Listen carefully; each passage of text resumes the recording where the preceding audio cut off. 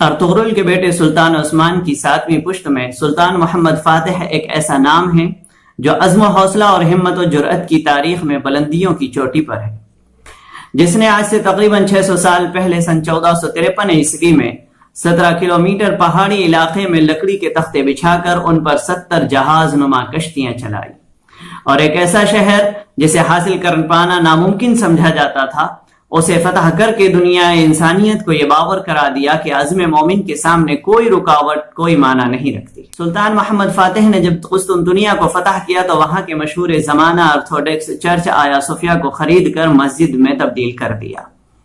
آیا صوفیہ کے بارے میں رومیوں کا یہ عقیدہ تھا کہ اسے کوئی فتح نہیں کر پائے گا، یہاں تک کہ اگر ترکی لوگ قسطنطنیہ میں آ بھی گئے تو اس پلر تک پہنچ پائیں گے جو شاہ قسطنطین کے نام پر ہے، اور پھر ترکیوں پر مصیبتیں نازل ہونا شروع ہو جائیں گی۔ آسمان سے ایک فرشتہ ہاتھ میں تلوار لے کر نازل ہوگا اور اس آسمانی ہتھیار کے ذریعے سلطنت ایک ایسے غریب آدمی کے حوالے کر دے گا جو اس وقت اس ستون یعنی پلر کے پاس بیٹھا ہوگا۔ فرشتہ اس سے کہے گا کہ یہ تلوار پکڑ اور اس سے اللہ والوں کا انتقام لے۔ بس اس جملے کو سنتے ہی ترکی لوگ فوراً بھاگ کھڑے ہوں گے اور رومی فتح پا جائیں گے۔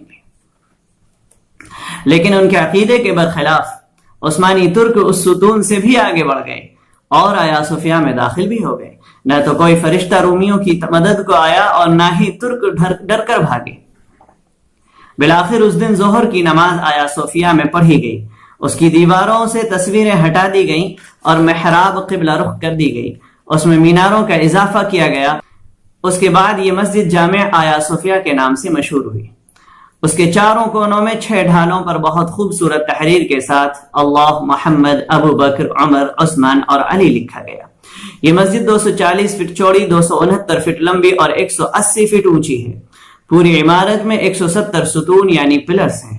جگہ جگہ عربی خوشخط میں قرآن کریم کی آیتیں اور دیگر تحریریں لکھی ہوئی ہیں۔ 1453 سے لے کر 1935 عیسوی تک تقریباً 500 سال اس میں 5 وقت نمازیں جماعت کے ساتھ ہوتی رہیں۔ 1935 عیسوی میں ترکی کے دین بیزار حکمراں مصطفیٰ کمال پاشا نے اس میں نمازیں بند کرائیں اور سیکولرزم اور اتحاد کے نام پر اسے میوزیم یعنی عجائب گھر میں تبدیل کر دیا، اور پھر یہ عظیم مسجد ایک عجائب گھر بن کر رہ گئی۔